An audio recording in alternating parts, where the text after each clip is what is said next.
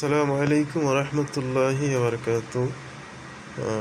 যারা অনলাইন তালিমুল কোরআন মাদ্রাসায় ভর্তি হওয়ার জন্য ইচ্ছুক তাদেরকে আমরা অতি দ্রুত যোগাযোগের জন্য বিনীতভাবে অনুরোধ করছি।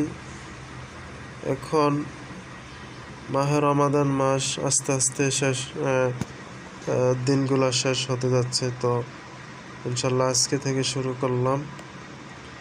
তো তালিমুল কোরআনের প্রথম ক্লাস আসলে আজকে তো কোরআনের কিছু পরিচয়, কোরআন যে যতটুকুই সম্ভব ততটুকুই সহি করে পড়ার জন্য চেষ্টা করতে হবে এবং কোরআন পড়তে হবে। কোরআনের বিষয়ে আল্লাহ পাক নিজেই তার হাবিবকে বলছেন, ইকরা বিসমি রাব্বিকাল্লাযী খালাক, পড়ো তোমার প্রভুর নামে যিনি তোমাকে সৃষ্টি করছেন। মানে প্রভুর পড়াটাই পড়তে বলছেন। তো সেই পড়াটাই কোরআন, সেই পড়াটাই আরবি হরফ দিয়া গঠিত। সেই পড়াটা যদি আমরা সহি করে বলতে না পারি, পড়তে না পারি, শিখতে না পারি, তাহলে এটা আমাদের মাঝে একটা বিরাট একটা ব্যর্থতা, একটা গ্যাপ থেকে যাবে আজীবন। এজন্য আল্লাহ বলছেন, আল্লাযীনা আতাইনাহুমুল কিতাবা ইয়াতলুনাহু হাক্কা তিলাওয়াতিহি, তোমরা যখন আমার কোরআনকে পাঠ করবে তখন আমার কিতাব হক সহকারে যথাযথভাবে তেলাওয়াত করবা। অন্য জায়গায় আল্লাহ বলছেন, ওয়ারাত্তিলিল কুরআনা তারতিলা, তোমরা তারতিল সহকারে আমার কোরআন পাঠ করবে, তারতিল সহকারে তোমরা তেলাওয়াত করবে। বিষয়টা এরকম না যে আমি পড়তে পারি না সহি করে এই জন্য আমি কোরআন ধরবো না, পড়বো না। আসলে আপনি যদি, নবীজি বলছেন, আপনি যদি নাও পারেন, যদি থেমে থেমেও পড়েন, তাহলে আপনাকে দ্বিগুণ সওয়াব আপনার আমলনামায় লিখে দেওয়া হবে। কিন্তু চেষ্টা করতে হবে সহি করে পড়ার, কোরআন বুঝার, কোরআন আমল করার।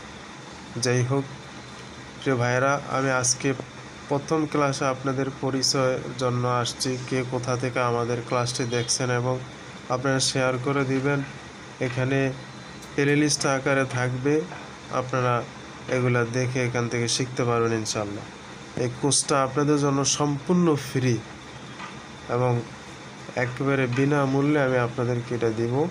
আপনারা যারা শিখতে ইচ্ছুক এই লিঙ্কগুলো শেয়ার করে দিবেন, প্রচার করে দিবেন আপনার আত্মীয় স্বজন যারা আছে এদের সবার কাছে আমার এই কোর্সটা আপনারা প্রচার করে দিবেন। এবং অনলাইনে যে কোরআন শেখার একটা মাধ্যম রয়েছে সেটা আপনারা সবাইকে জানিয়ে দিবেন। তো দেখুন, আমি আরও বিস্তারিত কথা না বাড়াই, পরে আমি কথা বলবো ইনশাল্লাহ। আরবি হরফ কিন্তু 29টি। এই 29টি হরফ দ্বারাই 30 পারা কোরআন গঠিত। এই হরফগুলা দুইভাবে বিভক্ত, একটা হচ্ছে নক্তাওয়ালা, আরেকটা হচ্ছে নক্তা ছাড়া। আবার এই নক্তার ভিতরে আবার কিছু পার্থক্য আছে। সেগুলো হচ্ছে কোনো হরফের মধ্যে 2 নক্তা, আবার কোনো হরফের মধ্যে 3 নক্তা, আবার কোনো হরফের মধ্যে 1 নক্তাও রয়েছে। তো এই জন্য আমরা এই হরফগুলা পৃথক পৃথকভাবে এগুলা শিখবো, জেনে নেব ইনশাল্লাহ। তো দেখুন, আজকে 29টি হরফ 9 ভাগে বিভক্ত করা হয়েছে। কয় ভাগে? 9 ভাগে।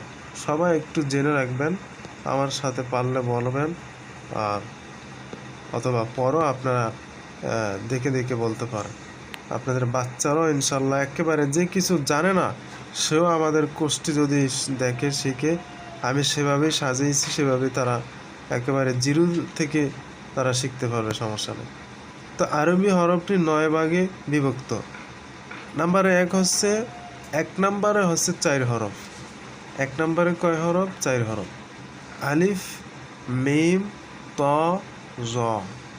আলিফ, আমার সাথে বলুন, আলিফ, মিম, ত, জ। 2 নম্বরে হচ্ছে 5 হরফ। বা, তা, সা, ফা, কাফ। আরেকবার, বা, তা, সা, ফা, কাফ। আরেকবার বলুন, বা, তা, সা, ফা, কাফ।